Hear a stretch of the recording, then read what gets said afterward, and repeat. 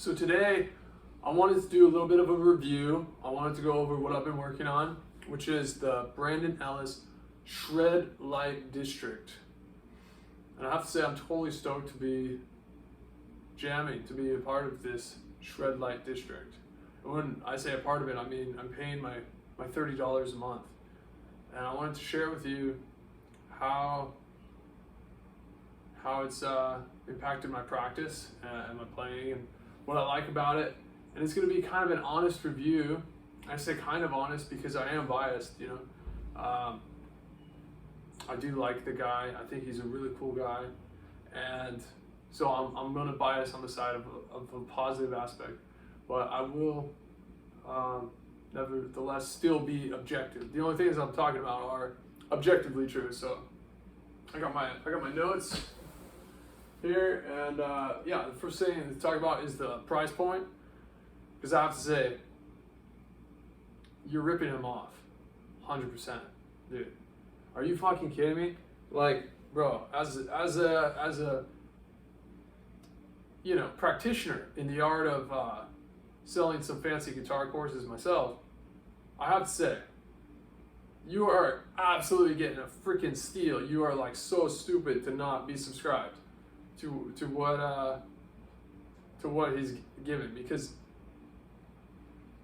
all you have to do is pay $30.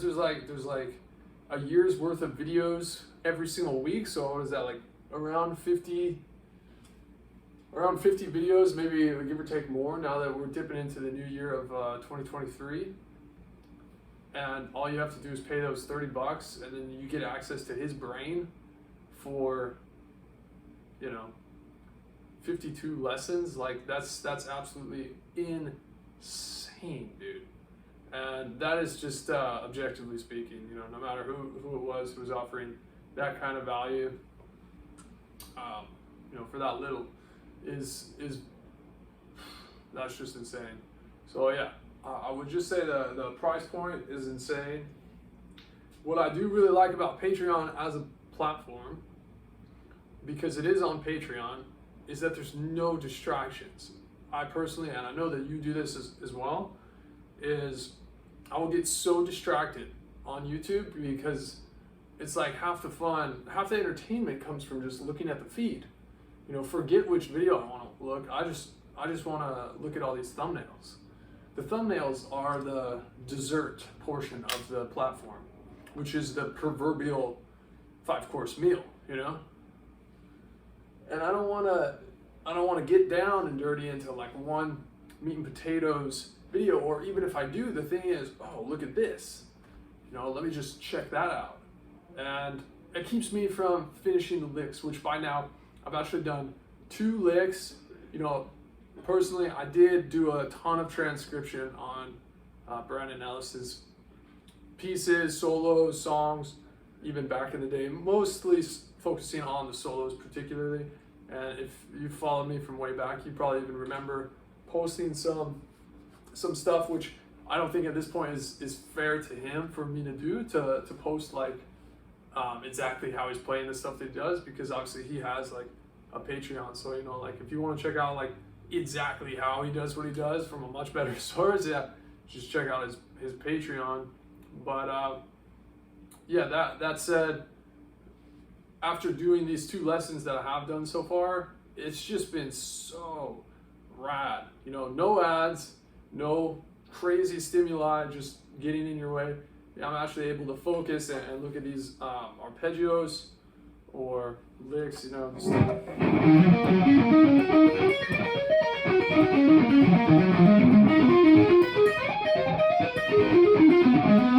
Yeah, so that's a little excerpt of one of them. Again, I'm not really going to go into a total breakdown of what he's doing, because, like I said, that's all there. But I was just going to speak more about my experience doing it, which so far it's been really, really relaxing, being able to be on a platform and not necessarily worry about the next thing popping up, or, you know, like turning off autoplay, or just getting distracted, you know, things like that. So I really, really dig that. You know, that alone, to be able to focus, is worth $30 a month, you know.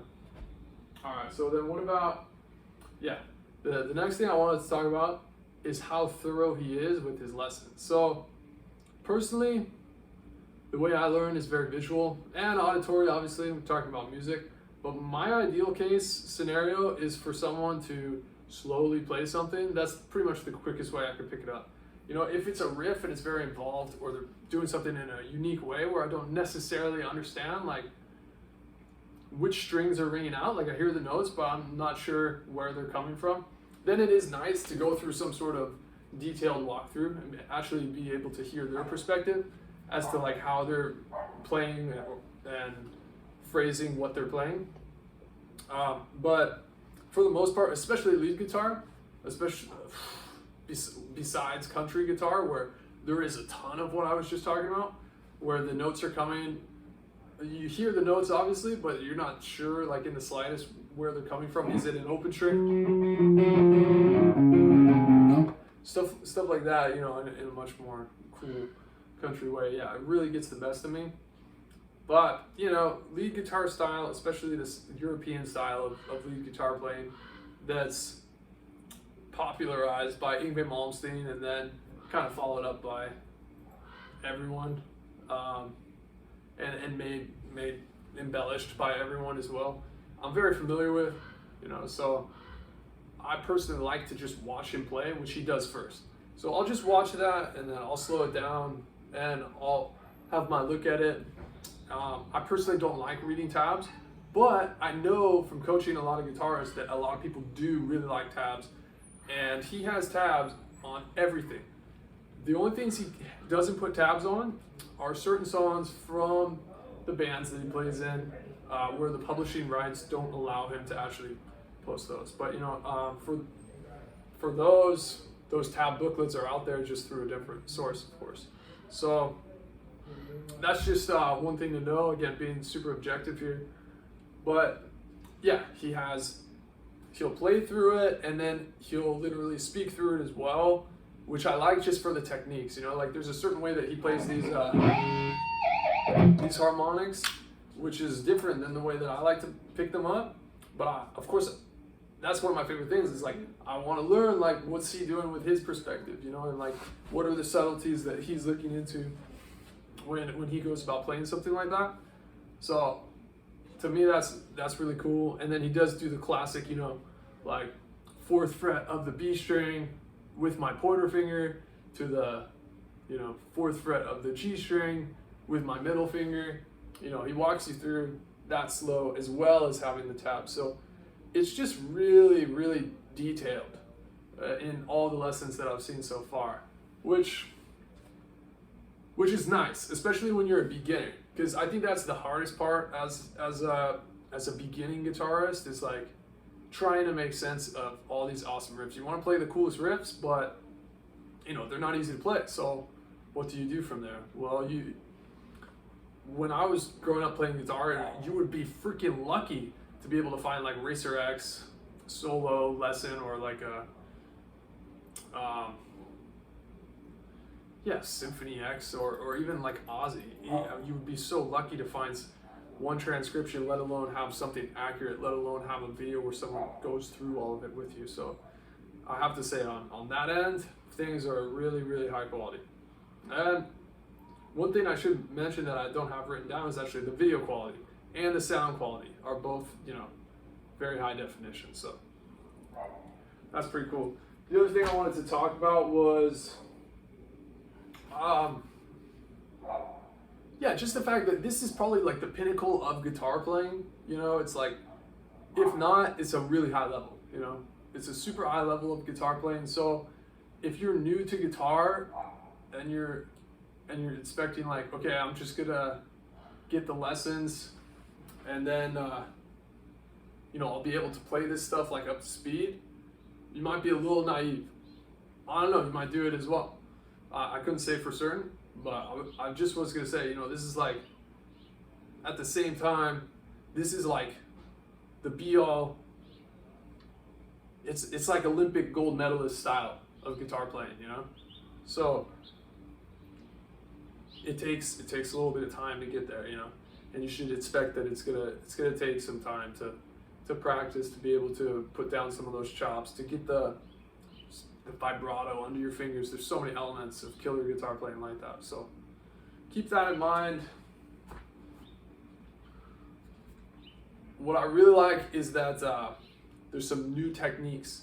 And even if it's not like a new technique, like for instance, this hybrid picking thing, for me, that's just new, like straight up new. I don't really do this alternating between my pick and middle finger much for this particular scene.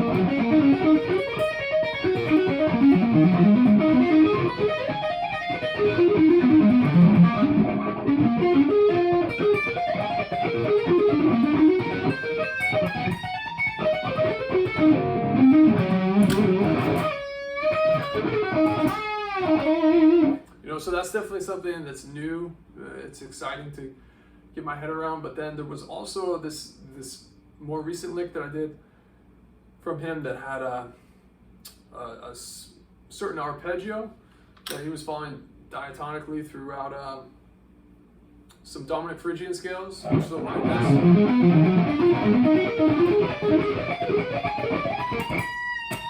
So anyway, he had a really cool arpeggio that he ended that with. He went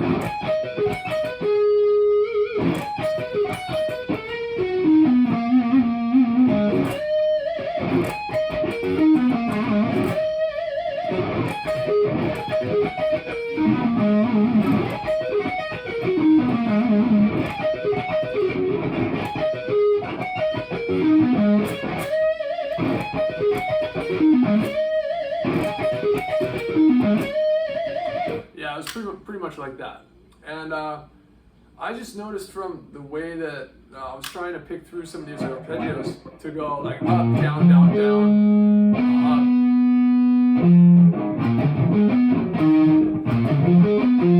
Yeah, up, down, down, down, up, up. And then down, up, down, down, down. Which is a little bit different than he recommended it because he was having like some hammer-ons and stuff, but it ended up leading to me to this shape where I was playing diminished arpeggios, which this isn't necessarily explained in the lesson, so I feel like I can talk about it. It's just playing these diminished triads going three notes up as well as 3 notes back, and using down, down, down, and then up, up, up to execute that.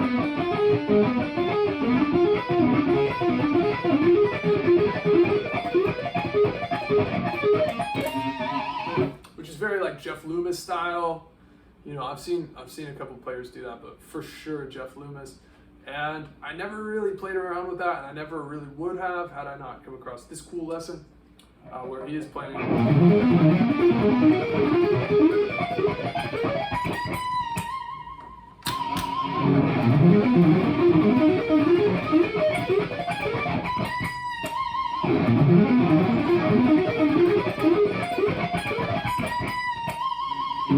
Yeah, and also like I feel a little bit behind in the speed, so just having the inspiration to like actually see these licks through. I talked about this with my personal clients a lot. It's like you can always learn something, you can always get it under your fingers, but then not until you bring it up to speed can you actually consider that like you've played it, and can you actually take away all the nutrients, you know, for your playing that lick brings you. So it's just really cool to kind of have like both of these licks. I have so far at one point at least, you know, brought them up to speed, but yeah, can't do it right now, you know. Oh, just take my word for it, bro. I played it that fast, dude. I played it that fast, bro. Yeah, so that was what I had to say about the techniques. Just having like different techniques, and also kind of inspiring me to do more techniques that aren't even there. This is kind of like what I saw happening anyway when I decided to join a subscription that I could follow up on and kind of stay inspired with. There's been a lot of theoretical things. So he's really well read on all the theory, and at this point in the game, I feel pretty comfortable with a lot of theoretical concepts, especially after learning some basic jazz. But yeah, there's certain things like I know he knows his stuff, you know, and so just those arpeggios alone, Like he was explaining how they were 7+9 arpeggios, meaning that it was like a major and or a minor triad that not only had the 7 but also had the 9, as opposed to like just add 9, which was cool. That was super eye-opening for me because I don't really think about that stuff. I think about arpeggios as either, I pretty much just play like up to 7th and 6th arpeggios a lot. I'll throw in a 9 when it's there and it sounds cool. But like my go-to for a 9 is just this, 1, 5, and 9. To play arpeggios.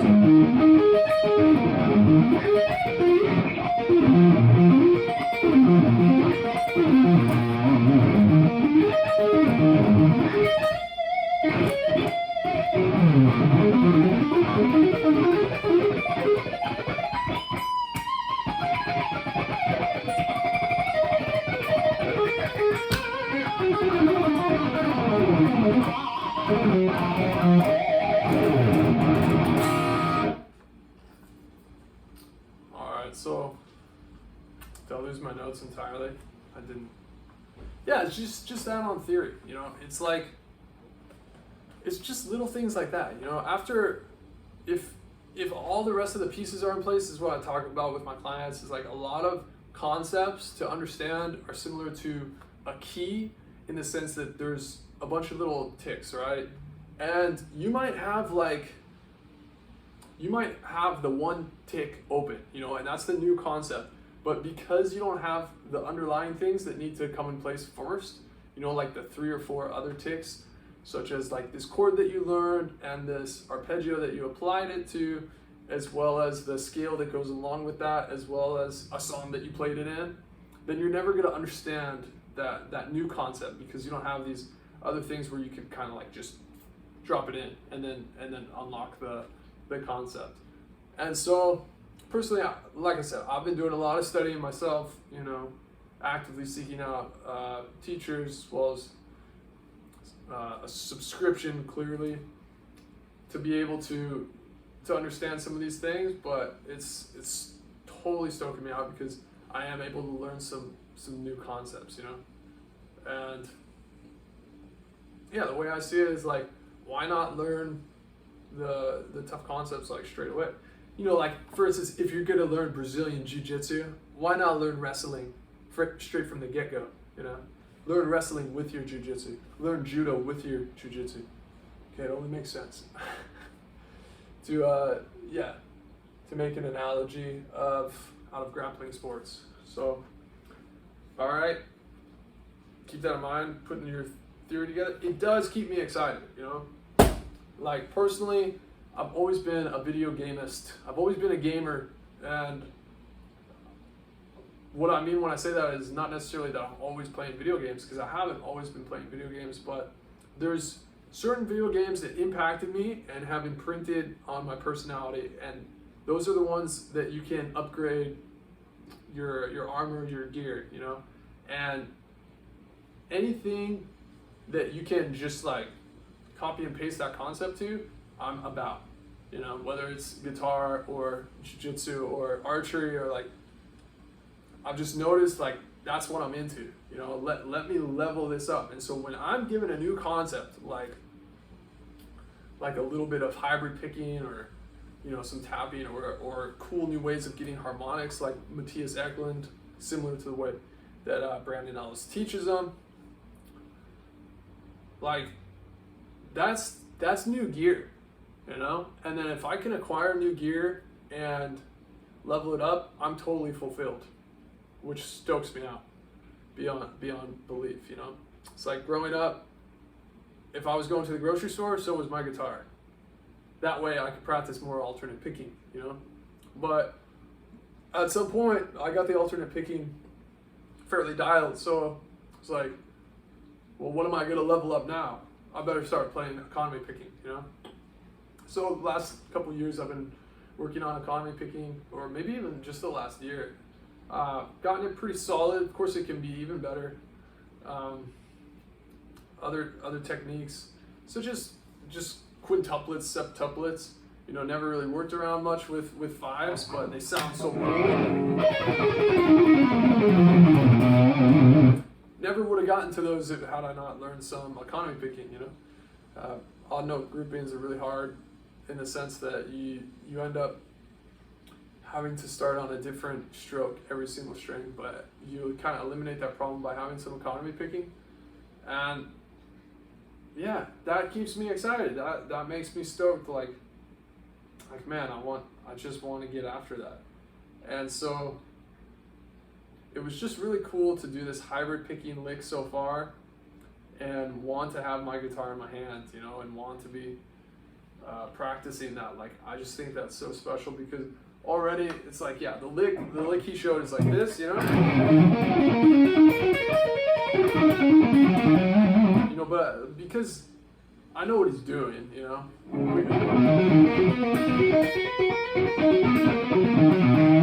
You know, I could just apply it to another arpeggio that I know. And that's how you see, like, a lot of these killer pieces, that's pretty much how they're made. Like, I was explaining this to a client yesterday. He asked me, what about these tapped arpeggios, you know, which is another, like, perfect example of, like, cool concept. How can I put together this cool concept and then play on it, you know, make it killer? And the concept was, well, I said, well, let's decide on an arpeggio, you know, on a sequence, which is this.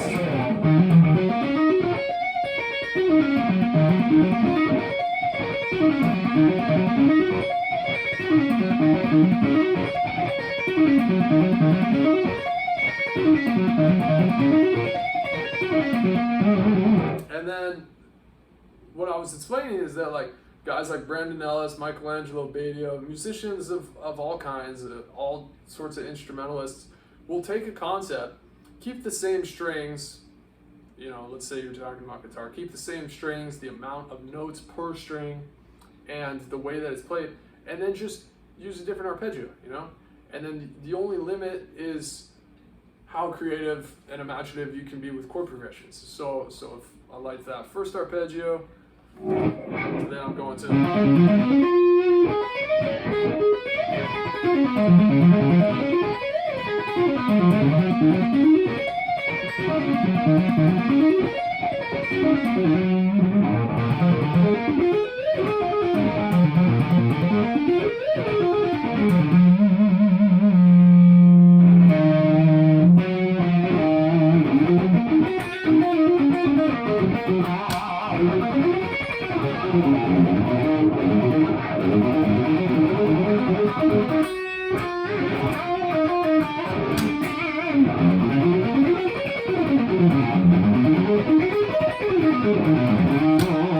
Yeah, same concept there, right? So 2 note per string picking, you started with that G major 7, go into the A minor 7.